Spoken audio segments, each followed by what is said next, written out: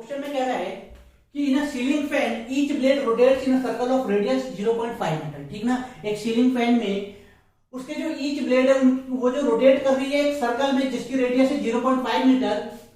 अगर fan 20 revolution पर second से रोटेट कर रही है and if the vertical component, अगर वर्टिकल कंपोनेंट जो है अर्थ मैग्नेटिक फील्ड का वो 8 × 10⁻⁵ वेबर पर मीटर स्क्वायर है, तो calculate the potential difference developed between the inner and outer ends of the each blade. Each blade के इनर और आउटर एंड के बीच में पोटेंशियल डिफरेंस कितनी डेवलप्ड होगी ये हमें बताना है। ठीक ना, अब इस क्वेश्चन में देखो क्या क्या चीजें गिवन है। हमें लेंथ ऑफ ब्लेड्स दे दिया, रेडियस मतलब लेंथ ऑफ ब्लेड ही हो गई, चलो रेडियस ही मान लेते हैं। आर इक्वल टू कितना 0.5 मीटर। ठीक, और ये रोटेशन कितनी कर रही है 20 आरपीएस, तो ओमेगा कितनी हो जाएगी 2 पाई एफ, 2 पाई इंटू 20, तो ओमेगा कितनी हो गई 40 पाई। ठीक, vertical component of earth magnetic field हमें गिवन है 8 × 10⁻⁵ वेबर पर मीटर स्क्वायर। ठीक ना, वेबर पर मीटर स्क्वायर।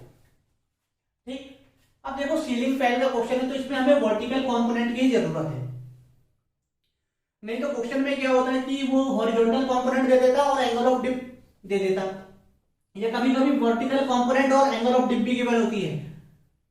ठीक ना, तो वहां थोड़ा दिमाग लगाना है, क्योंकि जब सीलिंग फैन जब घूमेगी तो वर्टिकल कंपोनेंट्स को काटेगी ना, मैग्नेटिक फील्ड के वर्टिकल कंपोनेंट्स को काटेगी, क्योंकि वर्टिकल कंपोनेंट्स ऐसे और सीलिंग फैन ऐसे रोटेट करेगी चारों तरफ, तो वो वर्टिकल कंपोनेंट्स को ही कट करेगी। हॉरिजॉन्टल की वजह से कोई ईएमएफ इंड्यूस्ड नहीं होगी इनर और आउटर एंड पे।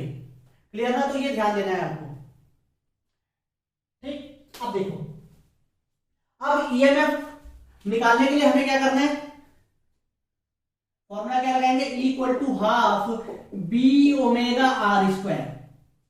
ठीक ना, तो हाफ बी कितना है, हमें तो वर्टिकल कंपोनेंट की जरूरत है, यहां बी भी लिख देते हैं, vertical component of earth magnetic field, वो कितनी है 8 × 10⁻⁵ वेबर पर मीटर स्क्वायर। ओमेगा कितनी आ गई 40 पाई,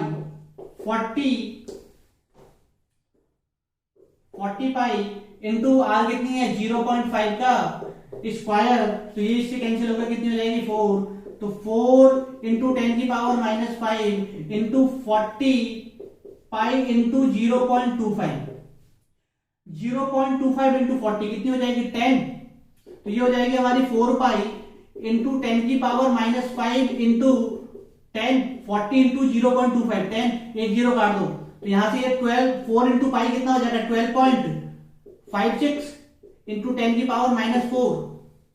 तो ईएमएफ इंड्यूस्ड कितनी हो गई 12.56 इंटू 10⁻⁴ वोल्ट।